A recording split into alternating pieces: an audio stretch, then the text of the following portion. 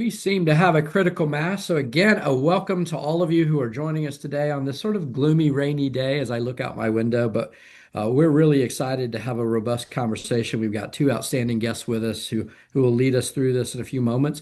First, just a few reminders for our students who are joining us today. This webinar is eligible for your CLE credit.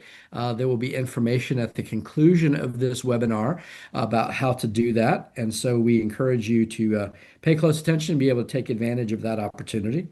There will also be an opportunity throughout the presentation for you to drop questions into the chat or to the Q&A. We also have some dedicated time at the conclusion of the formal presentation for some questions, but I believe our guests will also be very receptive to the feedback and questions that you may have.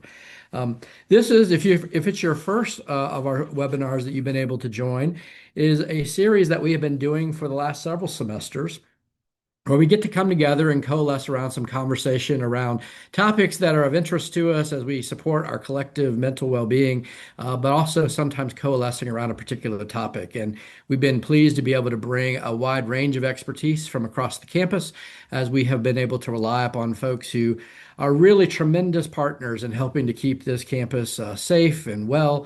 And so we hope you will enjoy this today. This is going to be a tough topic, but I also think one that's really rewarding. And so I hope that you will take a lot of good pointers away from it today. Let me start by introducing our two speakers that we are glad to have. First, Karan Johnson. Karan is a clinical assistant professor and the director of well-being at the UNC School of Social Work, where she also supports practicum education. She earned her degrees from UNC. We're always glad to have some Tar Heels with us, and is currently a Doctor of Ministry student at Vanderbilt University Divinity School. Her work focuses on adult mental health, substance use, trauma, grief and loss, and the connection between spirituality and social work. She's a bilingual clinician and maintains a private practice in Durham, supporting individuals for whom religion and spirituality play a very important role in their healing. And joining Karan is the Reverend Daryl Owens. He is a clinical chaplain and bereavement counselor at UNC Hospitals, where I learned this morning he has spent over 25 years. He earned his bachelor's degree from the University of North Carolina, Chapel Hill. Again, a Tar Heel shout out. And his Master of Divinity from Duke University just down the road. His work includes providing pastoral care and grief counseling to patients, families, and staff, as well as co-managing the perinatal bereavement program. He's certified by multiple professional organizations and has served in leadership roles at both the state and national level with chaplaincy organizations. Karan, Daryl, we're both delighted to have you with us and look forward to your presentation today. Thank you so much. Thank you. Thank you so much. I will go ahead and start sharing my screen. Oh, and look, Daryl, there's already a wonderful comment in the chat. And so let me share my screen first and let us get started. And thank you so much, Jonathan, for the wonderful introduction of us both. This is a conversation, and we're hoping it will be a conversation for everyone, because we want this not to feel like a clinical or an academic exercise, but rather something that you grow in capacity to talk about. Because grief is a part of life, and grief is so much a part of the fact that we love and we are connected and we have hopes and aspirations. So we want to have a good conversation. So please join us in that conversation throughout this presentation, and of course in the chat and the Q&A afterwards. So I'm going to let Daryl just maybe say a little bit, we'll say a little bit about what brought us to the work. And so Daryl, I'll let you start. Thanks, Karan. So what brought me to this work, it was not intentional. I knew chaplaincy was. When I was in seminary, I knew I did not want to go in the parish route. I came from a line of ministers on both sides of my family, but I knew I wanted to do something different. So I knew chaplaincy was it. I did not know I would be as involved in grief work as I am, and I am so grateful.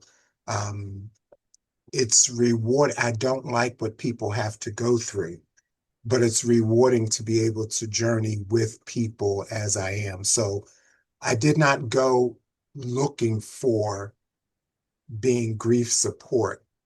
It just happened with the job I interviewed for and got. And then I'm like, oh my goodness, this is awesome. So that's a little bit about what brought me to this work. Awesome. And I'll say that I have been acquainted with grief and acquainted with death and dying since I was a very young child. I was raised by my grandmother, who had a very strong part in the bereavement processes in our community of faith. And that, coupled with losses in my own family, helped me to feel a certain comfort around loss and grief. And when I came to social work, it just was a very natural melding of the two. And it just so happens that my final year practicum or internship was in the Center for Maternal and Infant Health. And Daryl actually was one of my inspirations, a mentor there who helped me see this intersection of spirituality and spiritual care and social work practice. And so I'm grateful for that experience and how it shaped my professional life. And I'm really grateful for us to be doing this particular workshop together. So thank you so much. Also, we want to just note that we might not share things that are new to some of you. We are in an incredibly resource and intelligence rich and knowledge rich environment. And so we may just be having a conversation, and we encourage you all to contribute to this collective wisdom that we will mine. Um, but we want to talk a bit about what grief is and what it can look like for each of us. And we're also not going to be sharing any rules about grief, because grief doesn't have rules or rights or wrongs. And we're hoping that this will be helpful to everyone. So this is what we're hoping to get through on our agenda. I think we're quite ambitious right now. We'll do a short grounding exercise, totally voluntary, and then we will talk about each of these aspects of grief. As you can see, it is not very research heavy, as we said. This is not an academic exercise, because grief is part of the human experience.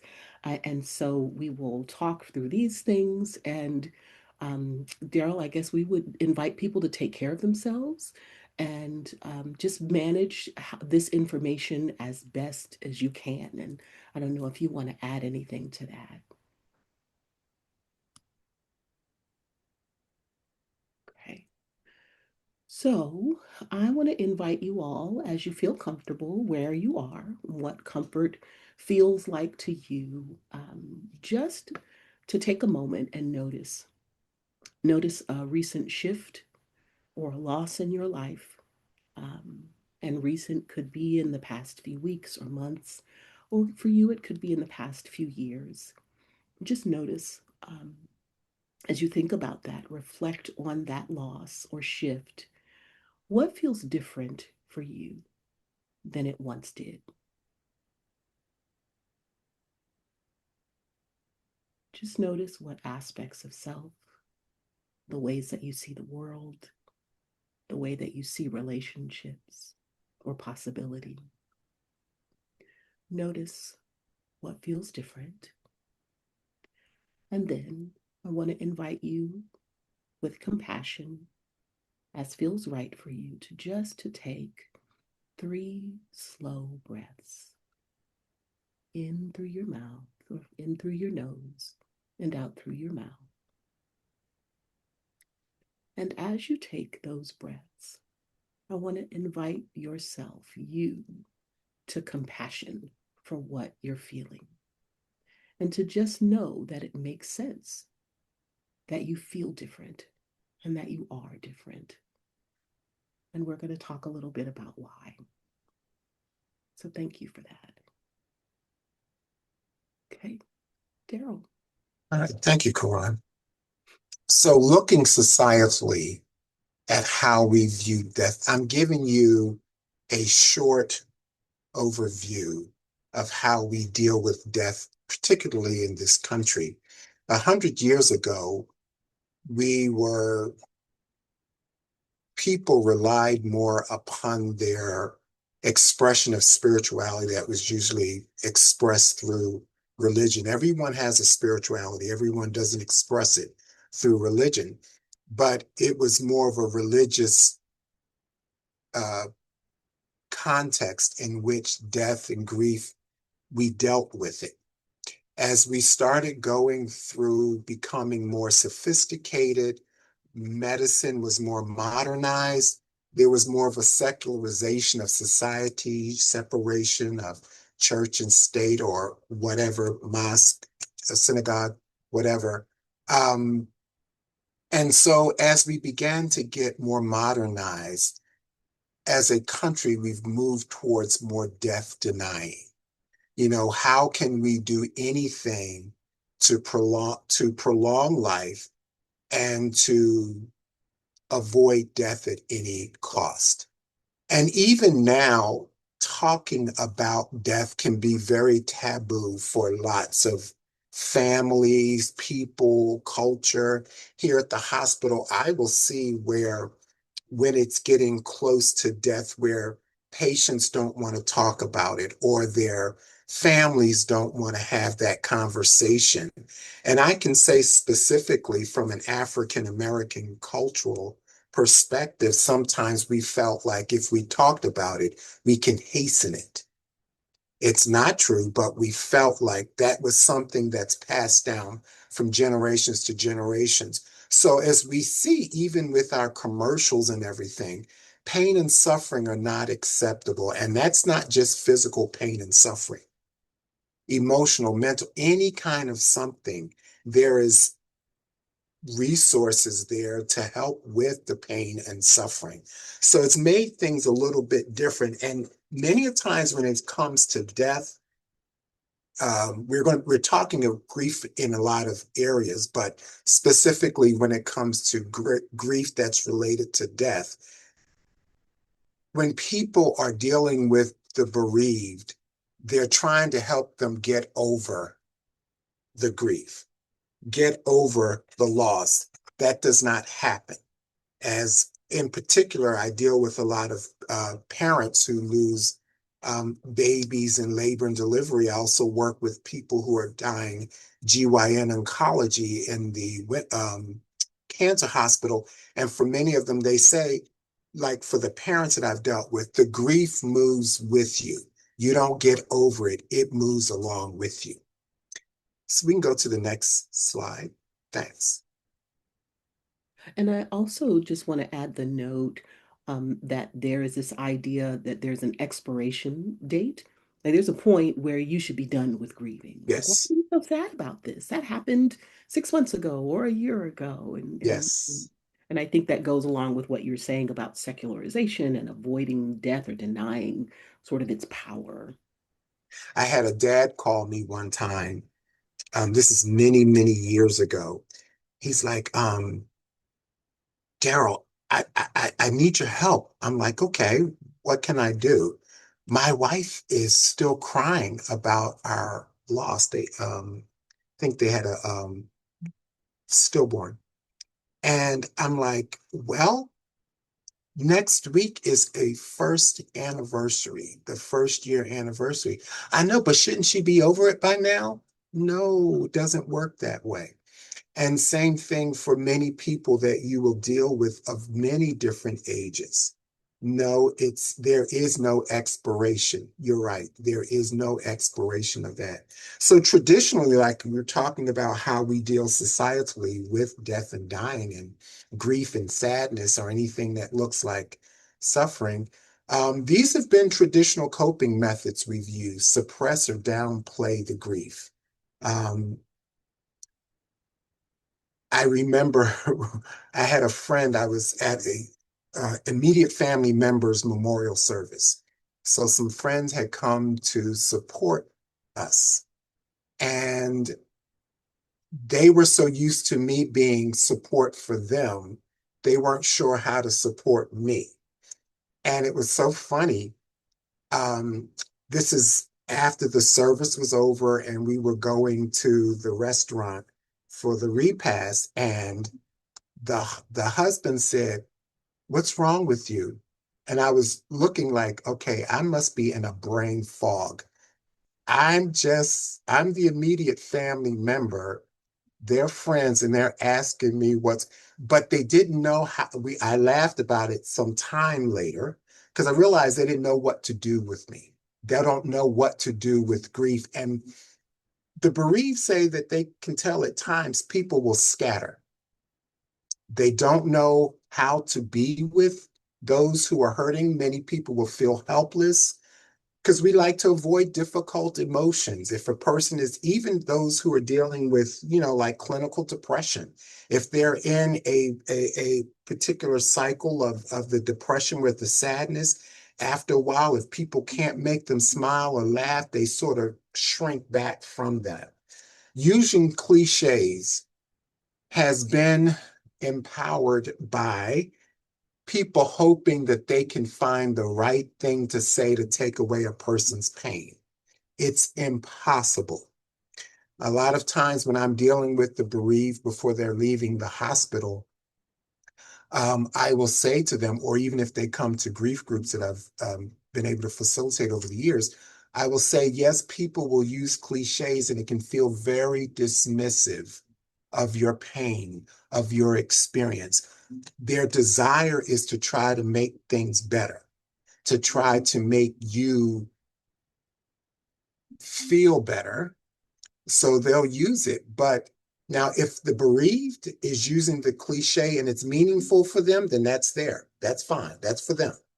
But I always encourage people not to use it,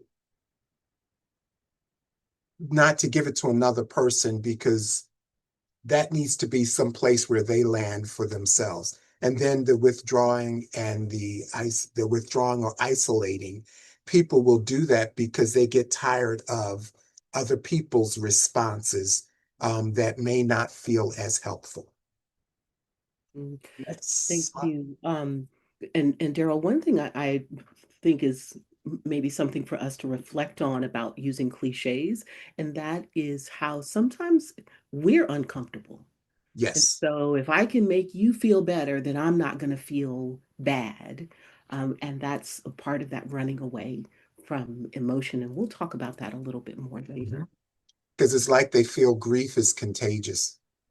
And if Absolutely. I'm around it too much, it's going to happen to me. Same thing when they're around someone who's going through clinical depression. I'm around it too much. I'm not going to know what to do with this. So these are for defining grief. It's an emotional response to loss.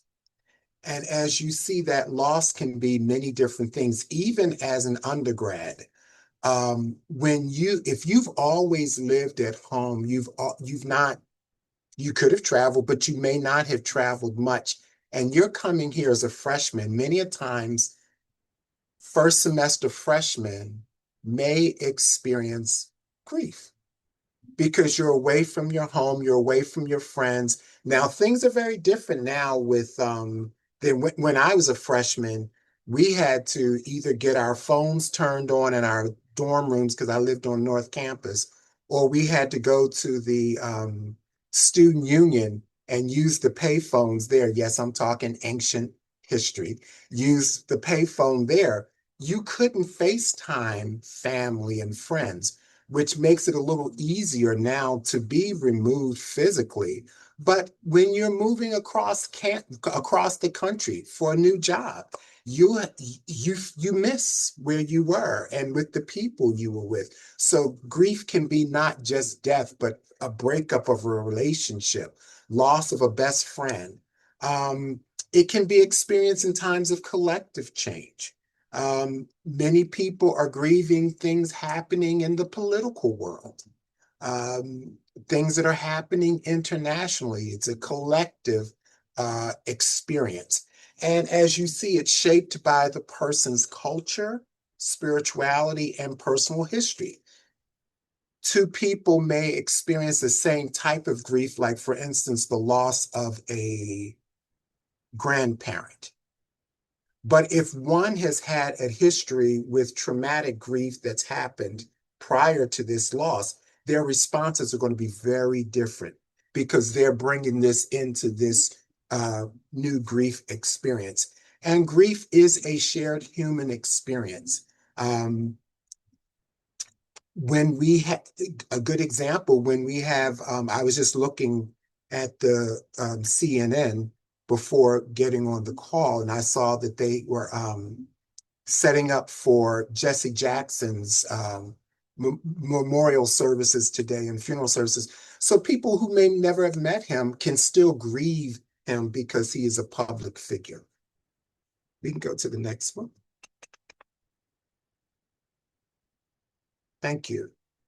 We're not going to get into all of this, but I just want to let you know there are many types of grief. Anticipatory grief is when we know this is going to happen. We can't stop it. We know, and we're trying to deal with it. It could be the loss of someone close to you, or the breakup of a relationship you're seeing getting ready to happen, or for some people going through financial constraints, loss of a home that's getting ready, whatever. It's something that's going to happen and you can't stop it. You can't put the brakes on it. Complicated grief is when there's the regular grieving experience, but there's something that can complicate it, like I've said, depression, anxiety. If it's the way the death, if it's a death, the way the death took place, not being able to say goodbye to the person, or before the person died, if the relationship had been broken because of some kind of, I don't know, something happened and they weren't talking to each other, and now they found out the person has died. It complicates that grief. Chronic grief is grief that's happening on a continual process. Like, for instance, I'll give an example. Some patients I will deal with certain forms of cancer. The chronic grief is that they're saying goodbye to different parts of their body that they've had to lose due to surgeries, or how chemo has affected them, how radiation has affected them. It's a continual something going on, and the grief continues with them. It does not stay. Cumulative grief is stacked. One patient I dealt with many years ago was here for a loss of a child, but could not really grieve it because she had to fly across the country because she had a parent who died and she was an only child. And there was her parent had no partner. So they were waiting for her to fly there to be able to take care of situations. So when about a year later, I saw her in the hallway of the hospital. I didn't even recognize her. She came up to me and reintroduced herself. She was now dealing with these different layers of grief because she hadn't dealt with the death of her child because she had to go and deal with her dad. So it's grief that's sort of piling on each other, level upon level upon level. Disenfranchised grief is grief that we feel like we're not entitled to be a griever. For instance, for me working here as a chaplain and grief counselor, if I have connected with a patient because I have served them for a while and they die, I'm grieving. Many staff, docs, nurses, whoever has dealt with the patients, we will grieve, but we feel like, well, our grief is not as recognized as the grief of the family and friends. So I need to put my grief on the back burner. So that's disenfranchised grief. It used to be for disenfranchised grief, you couldn't grieve pets. People wouldn't talk about that. Now, it's the grief of a pet is definitely well recognized and respected. Prolonged grief can be grief that you're putting off because I can't deal with it. Too many things going, I can't deal with it. Just like the woman I talked about for the cumulative grief. She did not deal with the grief of her son until, a year later, she came here because we have mementos. And she said, do you have my son's mementos? I said, I sure do. Came to my office, you can see the exhale. She had prolonged, now she's going to deal with it actively. And traumatic grief is grief like, for instance, a person who dies in a car accident, gun violence, things like that, that's not expected. It's a surprise. And you're dealing with trauma and grief. So it's like you don't know which you're dealing with. And many a times when I'm encouraging people to get therapeutic help, I'm like, make sure this person can deal with trauma work as well as grief, because you don't know which one you're dealing with from time to time. Yeah. Absolutely. And I am thinking a bit about disappointment as a form of grief as well. I think there's an element of disenfranchised grief there and complicated grief. When we are dealing with perhaps, and this is a very present example for me, someone who lost their life in a murder suicide. That's a complicated set of circumstances. There can be a disappointment in the person who is the perpetrator of these acts and just a disbelief that it would happen, and a Yeah, disappointment in how they were perhaps raised or cared for, and how could they do this, and they're gone, and you shouldn't mourn or you shouldn't be sad about someone who commits a bad act. And right, that can be a really challenging thing to work through as you are grieving, perhaps your child or your sibling or any sort of loved one. We also think about grief as a collective experience. And just very quickly, I think Daryl already alluded to this. Things like institutional change, perhaps the closing of a plant in a local community that has been the source of employment and community life for 30, 50, 70 years, all of a sudden shutting down. That's an institution that is all of a sudden gone and totally transforms the ways that people experience the world. And Daryl also talked about political and social change and how those things can bring on not just grief, but that disappointment and sense of loss of community, of identity and expectations. And then things like community trauma, for example, the pandemic. That is a community trauma that we share, and the grief of how did my life change? And I don't know that it's ever been the same since. So we want to recognize that grief isn't just about death of a person or persons, but it's also these experiences that we have collectively. So we're going to talk very briefly about a few frameworks. And when Daryl and I were talking about this particular presentation, I think he and I both had some big feelings about this first framework. And Daryl, I want us to just talk to talk about how this felt to think about this Elizabeth Kubler-Ross's 5 stages of grief, which is a very common grief framework that is shared. And oh, you're going through the stages of grief. So, Daryl, you want to share a bit about this? sure. This work was pretty revolutionary when it came out, Dr. Kubler-Ross, but she was dealing with cancer patients. And her research was about them and their death. But at the time when she published her findings, people took it and they adapted it to all categories of death and dying. And so you had people trying to assess people's grief. Oh, you're in anger. Oh, I think you're in depression, or I think you're in denial, or things like that. And as you're seeing, it's not a linear journey. It's not like going here from Chapel Hill to RDU Airport. You're going through. You can be all over the place when it comes to grief. It is not this path as we see. So many a times when people are familiar with this and they themselves are grieving, they're evaluating themselves based on this grief cycle. And oh, something must be wrong with me because I'm not going in the prescribed pattern. Well, there is none.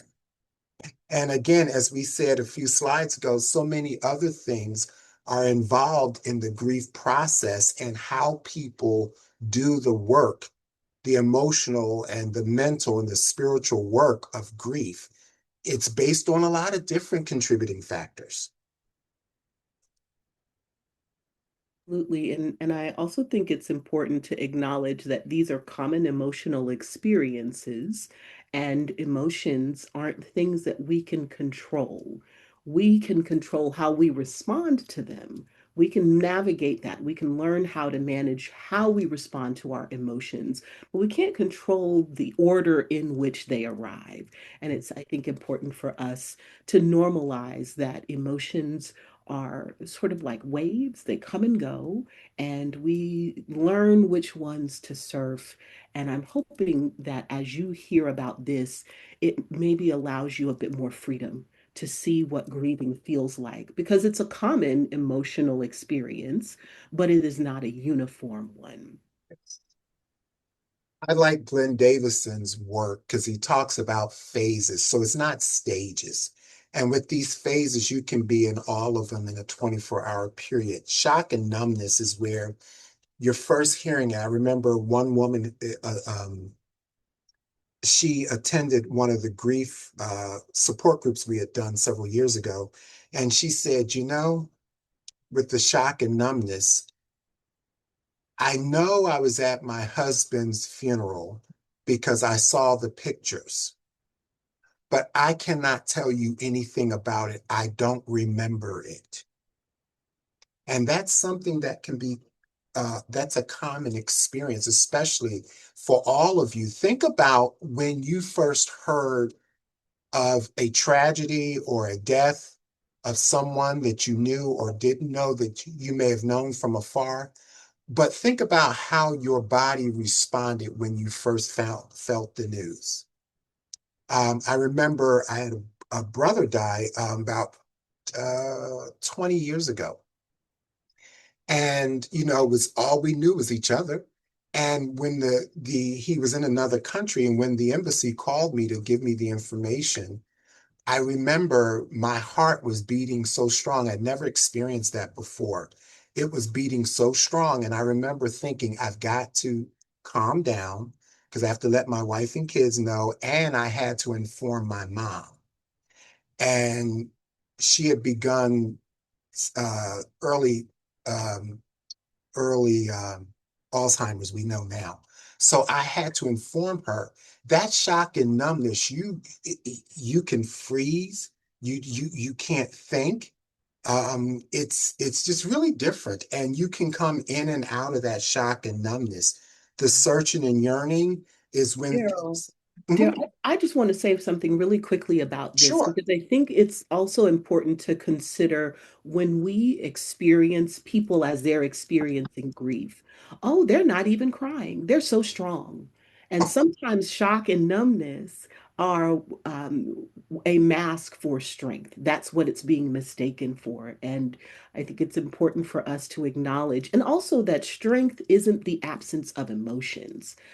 It again may be a reaction to a societal or cultural conditioning, or it could just be my body can't handle both planning these arrangements and feeling all of this stuff. Yes, So it's yes, taking care of me. yes.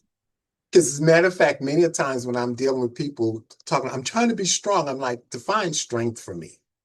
And most of the times, what they are intending, I'm trying to appear in control and such that people don't have to take care of me. I could take care of other people.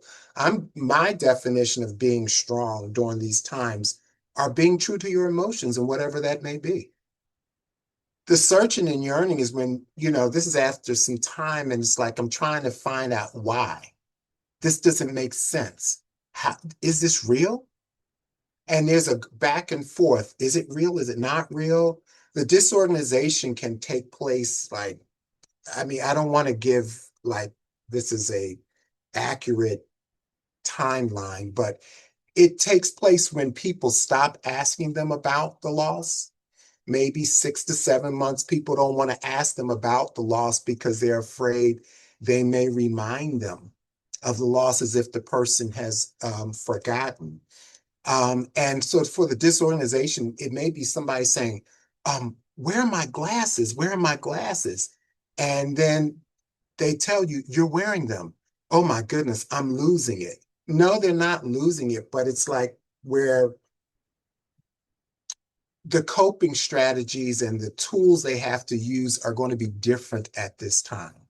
It may look similar, but may be different because and yes, this is a great example of it. And you can see if just looking at that, your body can get tense because of all that's going on. And that's how it is when going through bereavement. Even the people in the mountains of North Carolina that when the floods came, some of them, the grief is not that some of them experienced death, but some of them, it was the loss of ancestral homes or loss of businesses, loss of things that still have not been fully restored. So you can be all over the place. The reorganization is when you get to a place where, okay, I'm able to sort of to deal with it better than I have been before. I do want to, while we're showing this, show you, if you notice for the searching and yearning, notice how high that is at 12 months. It can be higher than it was the searching and yearning when the event first took place. Because that first year, many a times people are going through it in a defensive posture.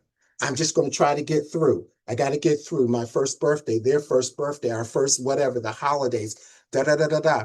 And when you get to that 12-month period, you're like, wow, I made it through that first year. And you exhale a little bit, and some of the emotions that you've been pushing away can come creeping in. And sometimes it can feel just as bad as when it happened. Absolutely. Thank you so much for sharing that. I'll say that very briefly that this dual process model that was developed by Margaret Strobe and Hank Schutt in 1999. So this is an older model, but what I really like about this is the oscillating nature of this dual process model, where you deal with loss-oriented coping, so the work of grief, or the way that grief seems to intrude on your everyday life. You're just kind of going along. I remember listening to a comedian who lost his brother recently say, I'm just going along having a regular day, and then all of a sudden, boom, my brother's dead. And I'm just trying to make dinner for my sons. And all of a sudden, oh, boom, my brother's dead. So he can't have dinner with me any longer. So, this intrusion of grief in the course of trying to live daily life. And sometimes that comes with this sort of denial or an attempt not to restore or to even change grief. That's a whole other conversation about I feel guilty if I feel better. I should always feel sad. And so there is this loss oriented coping and then this restoration oriented coping where your mind is able to move in a different direction from grief. Maybe there is some avoidance of grief, but there's also some acknowledgement of it and the acknowledgement of who you become, what becomes new as a part of this process. And I think if I think about it, I think about grief not being like a straight line, as we keep saying, but that it's sort of a rhythm, and that we lean either toward loss sometimes or we lean toward life. And that movement itself is what allows us to engage in healing. And in my work as a clinician, we call that pendulation, the ability to move back and forth between emotional states or somatic states without getting stuck in the other, one or the other. And this model just lets us know that that oscillation or pendulation is a healthy part of the work of healing. Especially a good example of that is sometimes when I've been in the room with a elderly person who has died, and I ask the family, tell me about this person. Oh, this was Uncle Will. He Mm-hmm, was the comedian of the family, and they'll tell me some funny things and start laughing. mm-hmm. And then 2 minutes later, they're crying because it's like, wow, the reality that he's not here anymore is there. So grief affects the physical, spiritual, social, emotional, everything. It affects every part of our being. Here are some of the more notable uh, um, examples of that. Just being tired, like if when you saw that slide, a few the slide. Glenn Davison's work with all the different phases happening in a 24-hour period, you're tired because you're doing a lot of emotional and physical work. You're up at 2 or 3 in the morning thinking about the person. Weight changes because some people eat more, some people eat less. Breathlessness, when that, like we talked about, the shock and numbness, I talked about my own palpitations. And suppose the person who died from a heart attack and Mm. you're feeling palpitations. What can you do? Oh my goodness, I'm getting ready to die. No, it's just your reaction to the trauma. Your mind, of course, it affects your thinking. The sadness, we've talked about that. And we've also talked about how that's not always welcomed. The sadness and the guilt. People don't want to feel this. Difficulty concentrating. And that's hard for people, especially when they're having to work with numbers or precision or something, and they're trying to go back to work. And like, especially suppose they're a person who works in payroll. They've had an unexpected death. It's a small company. People like, oh, I feel for them, but I also need my paycheck. And they've got to come and try to concentrate and get these things, dreams and preoccupation. It's not unusual. Form other experiences of death or loss, breakups, whatever, will come up in dreams and when people are just sitting there wondering and allowing their mind to go, this is very normal. Next one. So these are how it affects relationships. People will withdraw from social activities because they don't feel like being around people who are trying to make them happy. I remember one time when one undergrad came to one of our support groups, and for her, her father died, but her close friends had never experienced the death of a parent. So for her, they didn't know how to really interface with her. They wanted her to go out and they're saying, you're not acting like yourself. Or they're like, why are you not, and she was like tired of explaining it to them. She came to the group because that was a place where she could talk about the challenges. She didn't blame her friends because they didn't have that life experience. So withdrawing from activities because I don't want to be there bringing people down. And especially if it's a partner, I don't want to go there because we were always together. Now I'm having to go and really, have this mirror in my face that they're not here. Isolation from family and friends, that can take place when people just don't know how to make you happy. They don't know what to do with you and they start avoiding you. They start finding, and many of those of us who are listening could have done this same thing ourselves with certain people. We'll avoid those calls. We'll avoid going, I'll text you because I don't want to see you because if I see you and you're sad, I don't know what to do with that. And I don't really like being around that. And redefining life roles especially I talked about my own loss. My brother, he was my twin. So when it came to our next birthday, okay, am I a twin? Am I not? What, you know, what is it like? Life is different. He used to tell people we were womb mates, WOMB, womb mates. So my womb mate is gone. So, and it, I still experience it. When it's our birthday, I think he's not here. He should be here. So that redefining life roles. Karan? Thank you for sharing that. I think you've talked about it already. Like this idea of redefining life roles goes along with the reshaping of a personal narrative.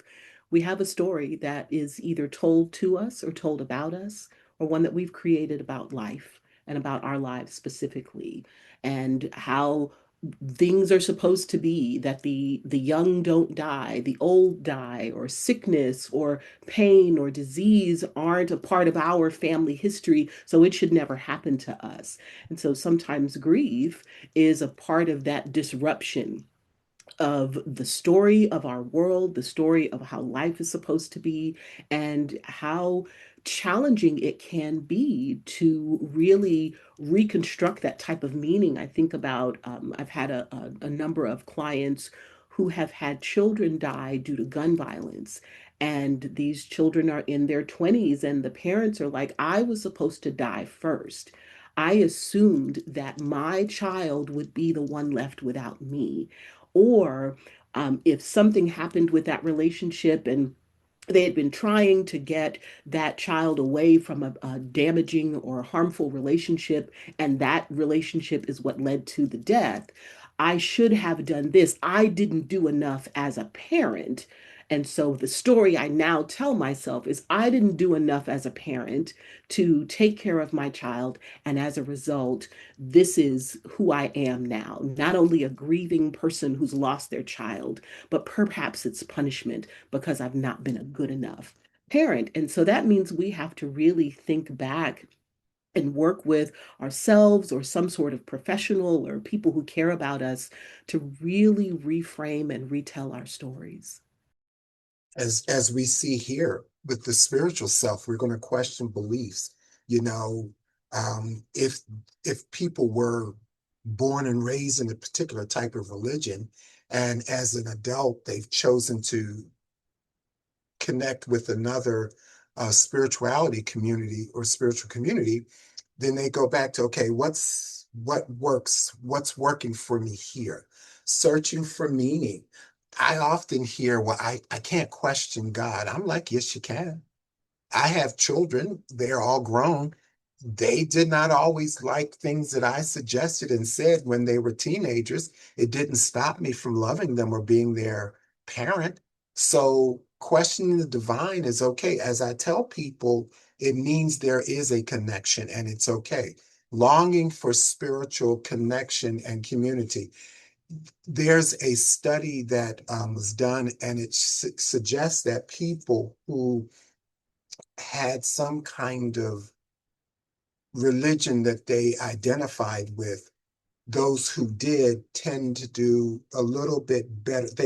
They reported less death anxiety, meaning fearing that it was going to happen to them, or fearing that they can't really move along in the grief because they're afraid. They've become very vulnerable in life because of this unexpected loss. We can go to the next one. Thank you. This is an example from New Orleans and how the culture shapes grief. It tells us what the loss means and doesn't mean. It gives us the rituals and how to remember. So I know with I can't think of the name of it. I have a colleague who's done a lot of research in this, and it's a name for it. I'm blocking on it. But anyway, it's something that they do with the different losses, and it's expected, and it's a community kind of movement that they do, and it's something that helps them with the grief. It doesn't take the pain away, but it helps them cope better. We can go to the next one.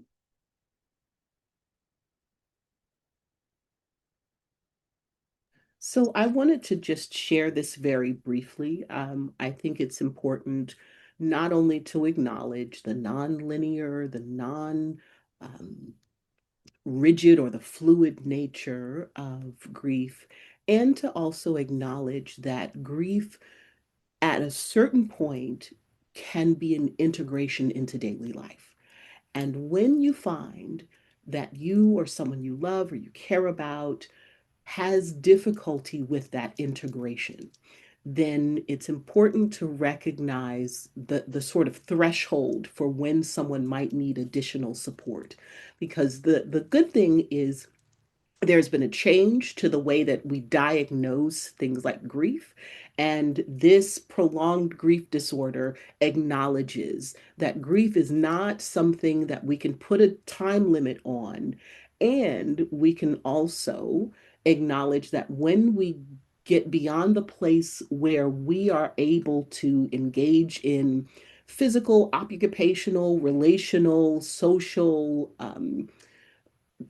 parts of our lives, if that's not happening after perhaps 2 years, a year, then we might want to have a conversation with a professional who is able to navigate these kinds of issues.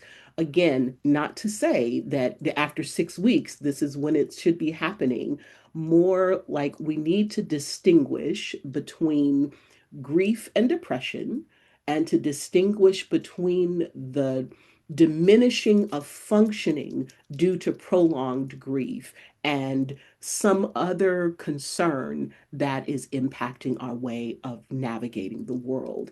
And there are many professionals in the world who are qualified to provide that type of support and even evaluation of, is this one thing or another? And I wanted to just make sure that we were aware of this as something that is in the DSM.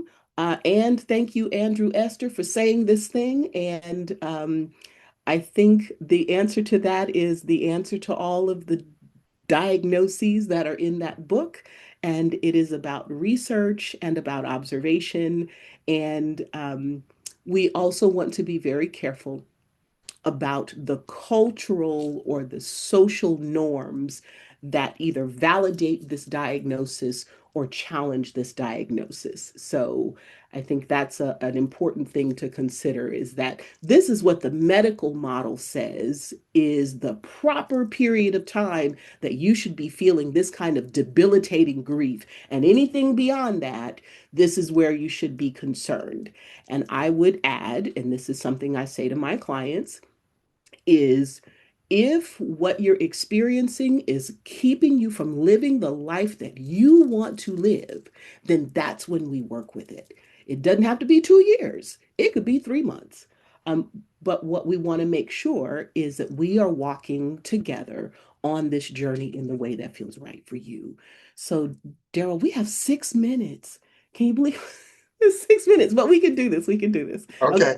So we're gonna jump into just some thoughts about what to say when you're supporting the grieving, because I think this is an essential thing to talk about. So, Yes. So again, not trying to take away people's pain with your words, it's impossible, but I wish it could be different for you. Tell me about them. And that's where you open up, because at times people feel very isolated to not talk about the loved one or whatever the situation may be. What do you need right now in this moment? Sometimes I've heard where people said, I just needed my best friend just came and sat with me and they didn't say anything, and that's what I needed. I didn't need anybody questioning, I just needed company, and that's fine. But that's also provided that the person knows what they want at that moment. I've learned from others that it's normal to feel. I share with people, I've learned from patients over I'm still learning from them. And so those are some things that are saying, because you're expressing empathy. Um, and that's important. You're not trying to take their pain away, but you're reducing isolation for them. Again, tell me about, what are you grieving right now? Um, Allowing space for intentional silence is so important, because many a times when it's quiet in the room, it's not quiet in their head. Sometimes they've not had a moment to really think because everybody around them is talking, and it's clatter. So I know for me, if I'm grieving, I need quiet time to really process and feel and experience. So intentional silence, when you allow it, it's amazing what people will come up with at that time. And listening with full attention, meaning not so that you can think about the next thing to say so that you seem so smart and effective, but listening to them. Sometimes they just want to be heard. And they don't want you to resolve anything, solve anything, fix anything, anything like that. Just listening. yes, thank you. And I want to say something about that silence as well. I think that goes back to our conversation about discomfort.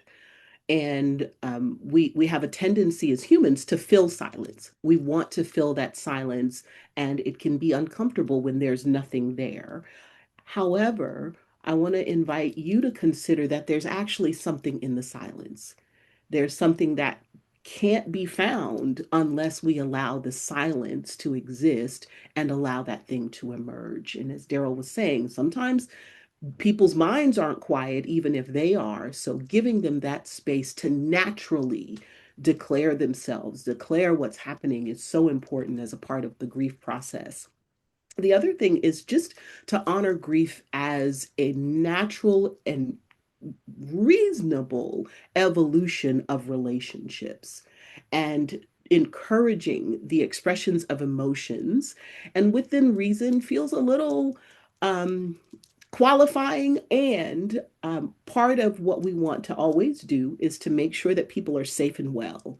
And so when I talk about within reason, it is within the space that allows people the full range of their emotional experience, their grief journey, but not in a way that is harmful to their health or their physical safety. And so that's what I mean about encouraging, but also making sure that that person is safe and well as they are going through that process. And if it's difficult for you to offer that type of space, then make sure that you are able to refer that person to someone. It doesn't have to be a therapist because every therapist doesn't need to sit with grief. Sometimes it's a trusted family member, sometimes it's an elder in your community, sometimes it's a faith leader or a spiritual provider that can work with that person.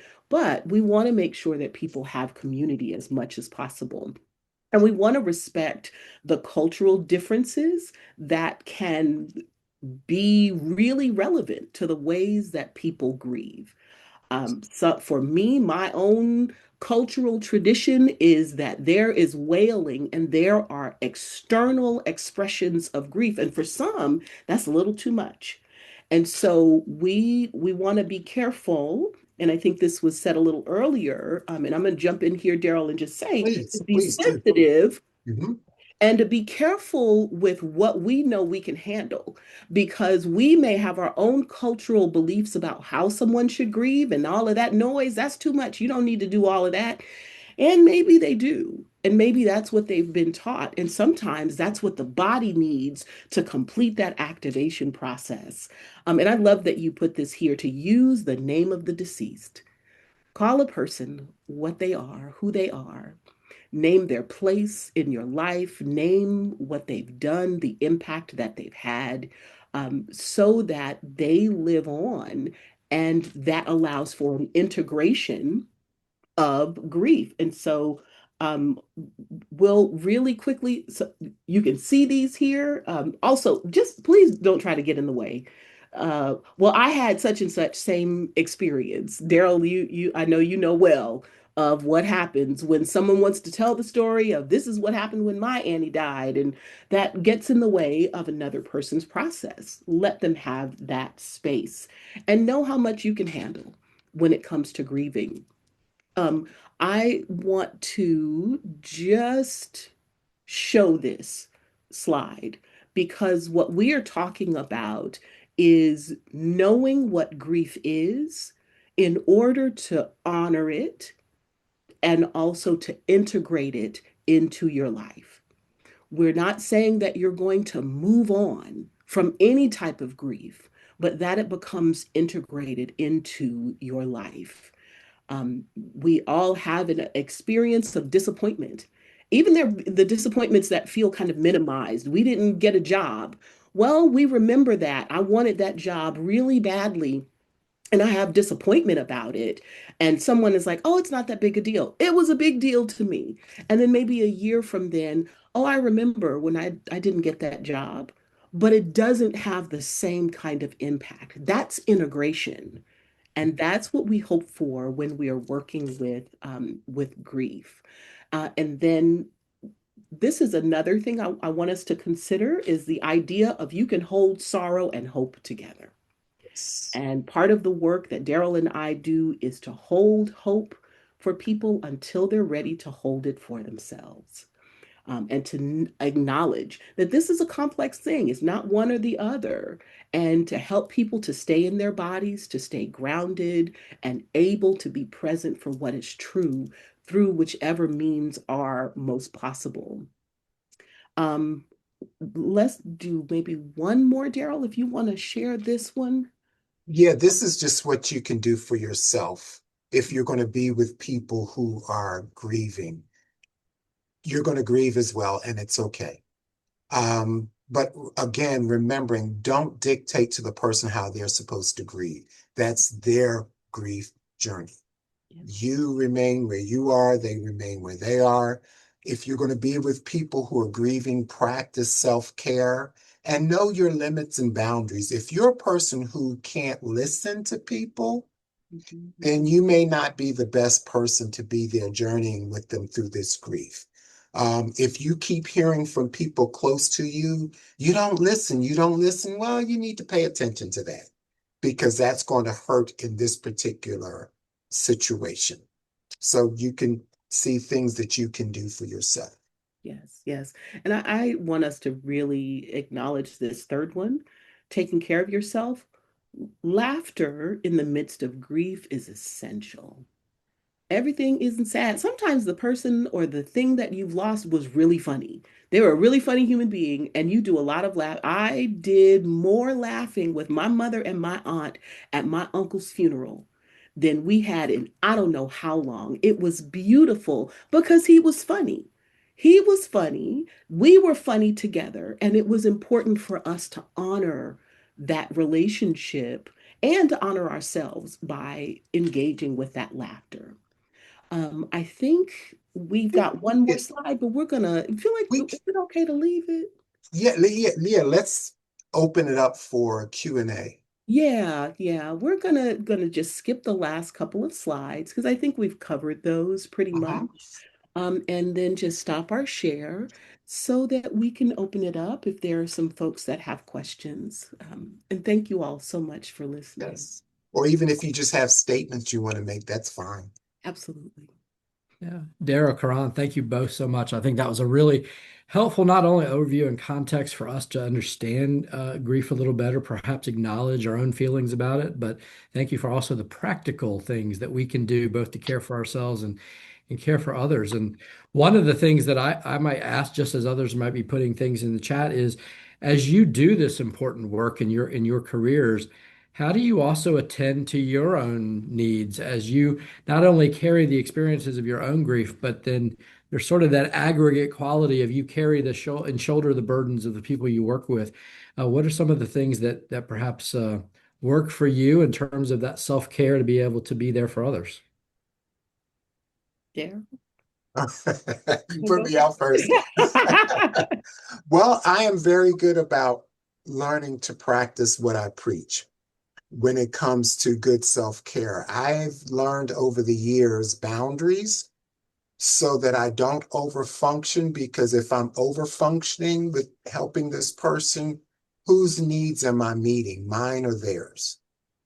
And so looking at that and trying to be aware of that when I am grieving, I take the time to do what I tell people so that it also informs me more to be a better provider.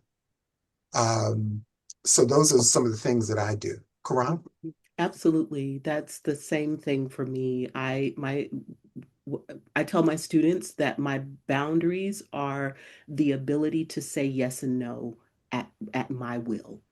So I can say yes to the things that are important to me and no to the things that are not, or vice versa. And I recognize that I am not the cause of the distress, but I am privileged to partner with the person as they are managing that distress. And in order to do it, I need to make sure that I'm okay. And so I go home and I laugh and I play video games on the PS5 with my husband and my children. I watch Bluey. I am genuinely serious. I just bought myself a pair of Bluey Converse because it is regulating. It's important for me to be able to pendulate just as those do who grieve. Otherwise, I won't be able to be available. Yeah. And see, I watch my sports. So There you go. I'm right there. Yeah, Mhm. yeah. Yeah.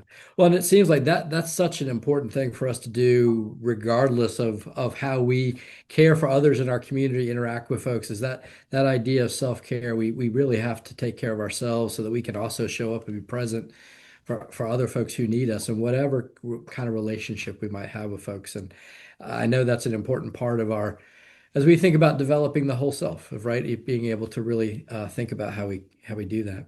Yeah. You provided some really good examples, and a few that, frankly, I will have written down, and I'm going to keep as well about how you perhaps maybe have those if you're less comfortable a conversation with you want to be supportive. I know so many folks are empathetic, they just feel like I don't know the right thing to say. Even beyond the words, are there, as folks who are not professionals in all cases, who might be interacting with friends or family members or just folks in their community, are there other specific sort of ways of showing up that you think are important for us to be thinking about? Because I know sometimes it's even beyond the words. I've often heard it said, people won't always remember what you say, but they will remember how you made them feel. And Mhm. so are there some practical things that we could be thinking about for how we show that genuine caring and empathy for folks? I will say one question that I think is a beautiful question, and it's so mundane, is have you eaten? Have you had any water? If you haven't, I'm going to bring you some. What would you like me to bring you to eat? Because part of the challenge of shock and numbness and disorganization and organization and just trying to make all of the things work is taking care of just the daily needs. And so asking those questions, if you don't know how to manage with grief and processing grief, I can come alongside you in this way, or even saying, and Daryl, you tell me what you think. Sometimes just saying, I don't know what to say, Exactly. but I will sit here, and if we need to cry together, I will cry with you. And I'm Mhm. crying because you're crying, and you're crying for this, and but we're gonna cry together. Yes. Also, to me, it's important writing down the date. If it's a death, Yes. when is that person's birthday? You can find that from, like, if it's a funeral program or obituary that's online or whatever. What are the important dates?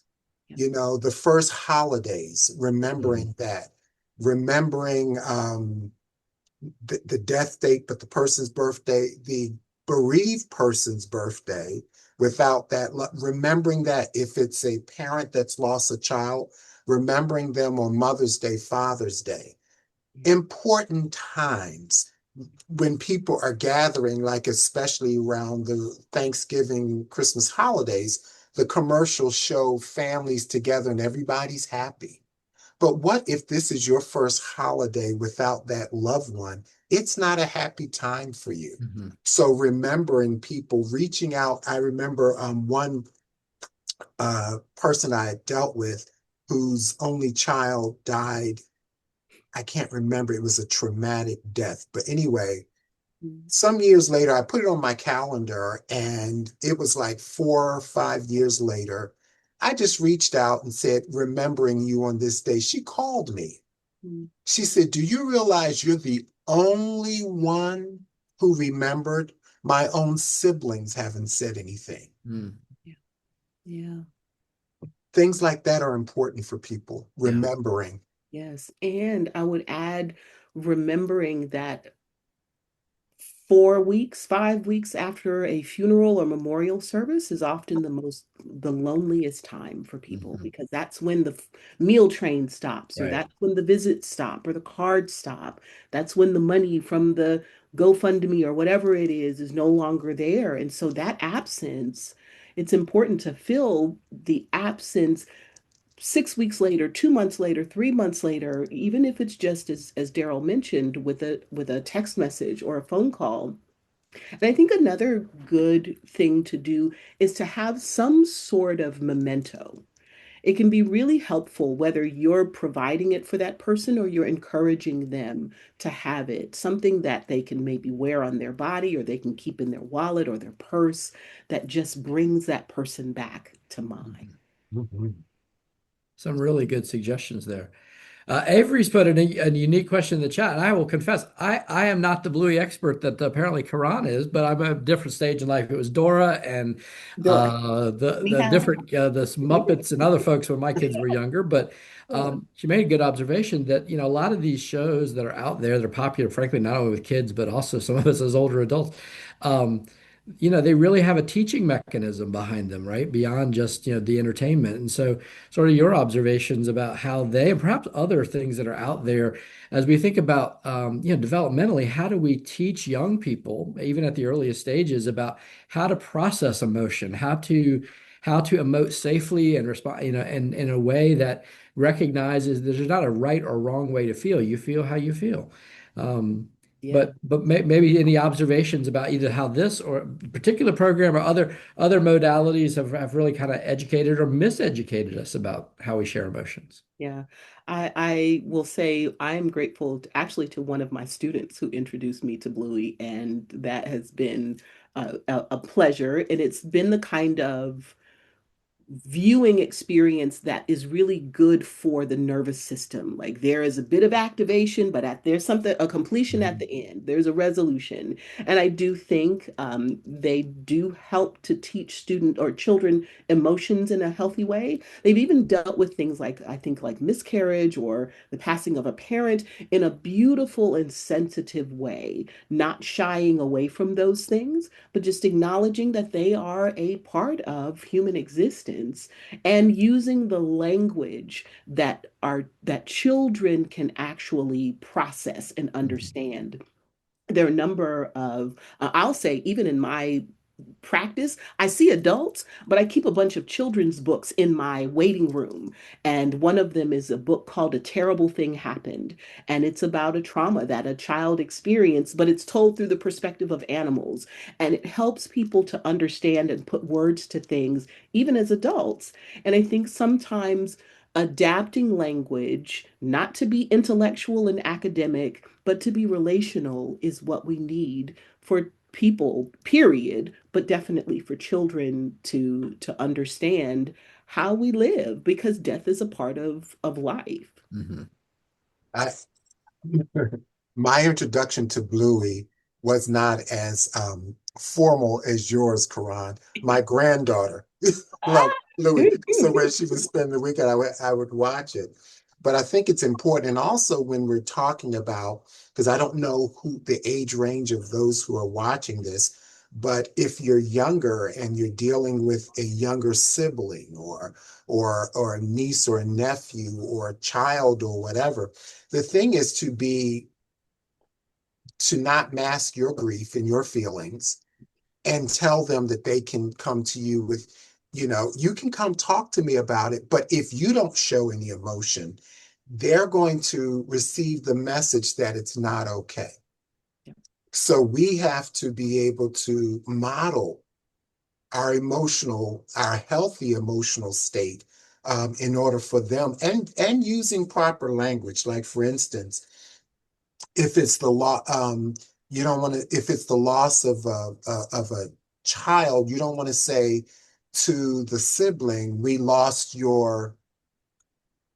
If they're too young, we lost your brother or sister, because they're like, okay, if you lost them, why are you not looking for them? Mhm. Hmm. Are you going to leave me in the mall if you lose me? So even the language we use when it comes to death and dying, of course, we talked about other types of grief, use appropriate language, but not euphemisms to sort of deflect the Yeah. difficulty of the emotion. Well, I think that's the beginning of this, what we said at the very beginning, the death denial. Part Yes. of that is this uncomfortable. I don't want to talk about it. I don't want to feel bad, as if feeling bad is a permanent state.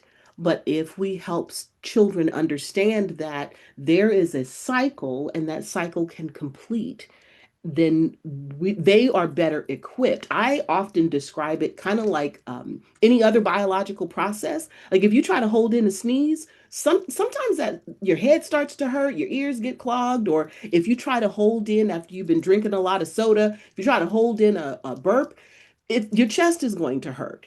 Mhm. Psych ache, that emotional ache, can often come from trying to hold down emotions that need to naturally emerge, and they won't endure, but they need to be honored and acknowledged. And we've got to start early with helping children understand that.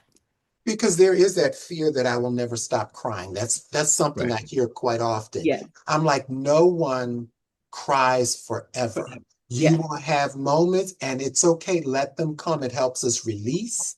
Yes. And there will come a time when the crying may get less or may get more. It doesn't matter, but you're not going to cry for 24 hours straight. Hmm. Mhm. Hmm. Mhm. And I really appreciated both of you acknowledging sort of that space of euphemism. There are probably not as many areas where we have introduced so many euphemistic ways of describing the human experience as sort of death and grief and dying. And my daughter, who as it happens, I shared with you earlier, is a chaplain, and a lot of her work and her residency was in pediatrics. And she spoke often to Daryl with the point you were making about the importance of language and that using less euphemistic language and that student or young people, the K through 12 folks are actually more equipped sometimes because they haven't adopted all the euphemisms yet. They're plain spoken. Yes. And it's often us who confuse the issue as we are trying in our empathy, but we are resisting certain words or maybe perhaps caring for ourselves even as we're not attending that. So I think it's a really good observation about just the importance of that not only the empathy but living it out honestly and really in plain speak. Yeah. Well, and the last thing I'll say, it's also about honoring the dignity of a child. And I don't think that we think of children like that a lot.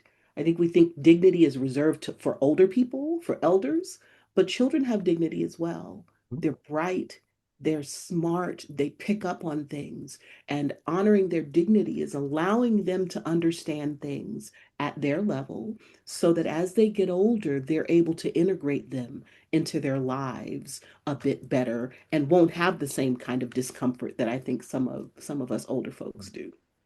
Yeah. And an example of that, I was recently dealing with someone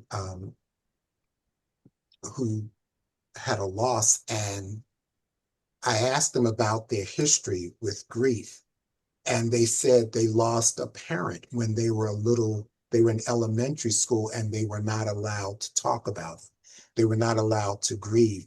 And now being an adult and having to deal with the current uh, experience they were having, it felt very complicated, felt very challenging because they were not given the permission when they were in elementary school.